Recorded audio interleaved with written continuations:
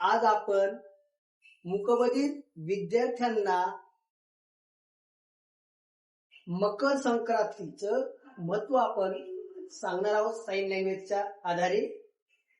तर हा जो सण आहे दरवर्षी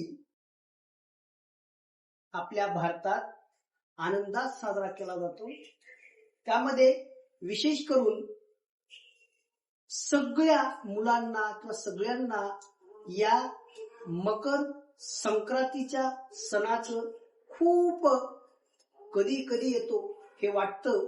आणि म्हणून या सणामध्ये जे आपण जानेवारीचं नवीन वर्ष आपण साजरे करतो, त्या नवीन वर्षात जानेवारी मध्ये हा पहिलाच सण आपण साजरा करतो।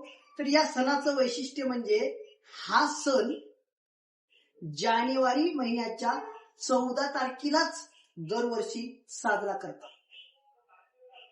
बाकीचे सगळे वेगवेगळे सण आपण वेगवेगळ्या तारखेला साजरे करतो, परंतु हा सण फक्त 14 जानेवारीलाच आनंदात साजरा करतात।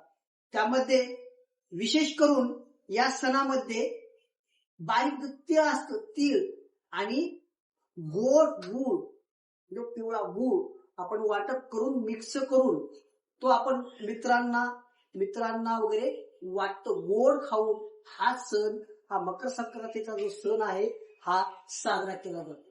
त्यामध्ये जे मुलं आहेत, मुलं जे आहेत, लहान लहान मुलं आहेत, ते काय करतात, पतंग उडवतात। खूप मोठे पतंग आकाशामध्ये उडवतात। हा आनंदाचा क्षण आहे आणि मुलं अगदी पतंगासाठी अगदी रडण्या इतपत सुद्धा आई बाबांपाशी हट्ट करतात, पैसे मागतात आणि पतंग घेतात आणि मग खूप रील वगैरे उडवतात। परंतु हल्ली आता आपण पतंग जास्त उडवणं बरोबर नाही, कारण का पक्षी तसेच माणसं सुद्धा गाडीवर जाताना जो मांजा आहे तो गळ्याला आवडतो, म्हणून आपण जास्त करून जो नायलॉनचा धागा आहे त्या धागा न वापरता साधा आणि पांढरा धागा वापरून आपण तो पतंगचा आनंद घेतला पाहिजे।